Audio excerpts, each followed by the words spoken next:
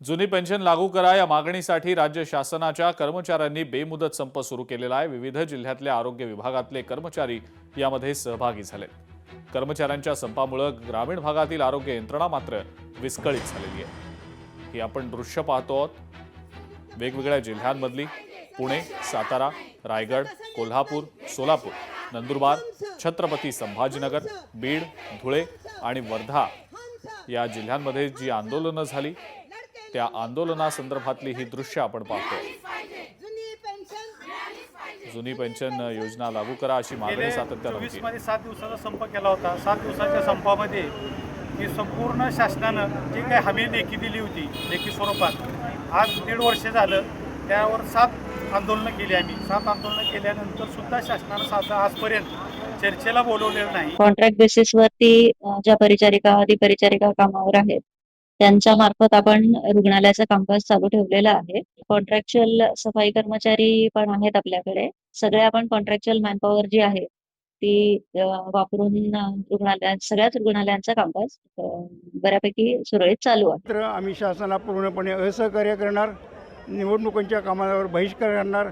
विद्यार्थ्यांचं जर नुकसान झालं तर त्याला शासन जबाबदार अशा तऱ्हेची नोटीस आम्ही त्यांना देणार आहे आणि आंदोलन अधिक तीव्र करणार आहे। संपूर्ण राज्यामध्ये 17 लाख कर्मचारी आणि शिक्षक सहभागी आहेत।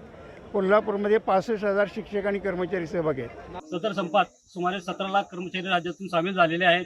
या संपात आमच्या प्रमुख मागण्या अशा आहेत की राज्य शासनाने 2024 मध्ये सुधारित पेन्शन योजना त्या GR काढलेल्या आहेत, तथापि या सुधारित पेन्शन योजनेच्या अटी शर्ती काय आहेत, त्याची रचना कशी आहे, या गोष्टींची माहिती देणारी अधिकृत अधिसूचना अद्याप शासनाने काढलेली नाही, तर ती शासनाने लवकरात लवकर काढावी। चर्चेमधून प्रश्न सुटावेत ही आमची इच्छा असते, परंतु शासनाला कर्मचाऱ्यांच्या प्रश्नाकडे लक्ष द्यायला वेळ नाहीच नाही, पण चर्चेमधून प्रश्न सोडण्यासाठी तर त्याहून वेळ नाहीये।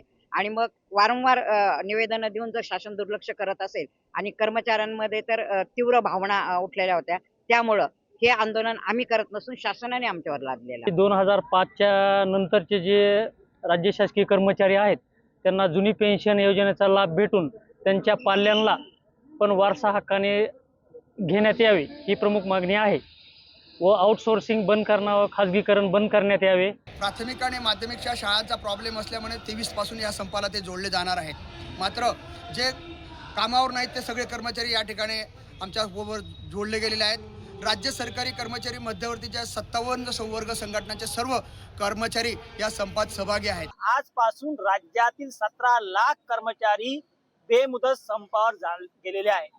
शासनाने ताबडतोब शिक्षक कर्मचाऱ्यांच्या मागण्यांची दखल न घेतल्यास हा बेमुदत संप संपणार नाही, अधिक उग्र स्वरूपामध्ये राज्यातील शिक्षक कर्मचारी हे आंदोलन उग्र करणार आहे।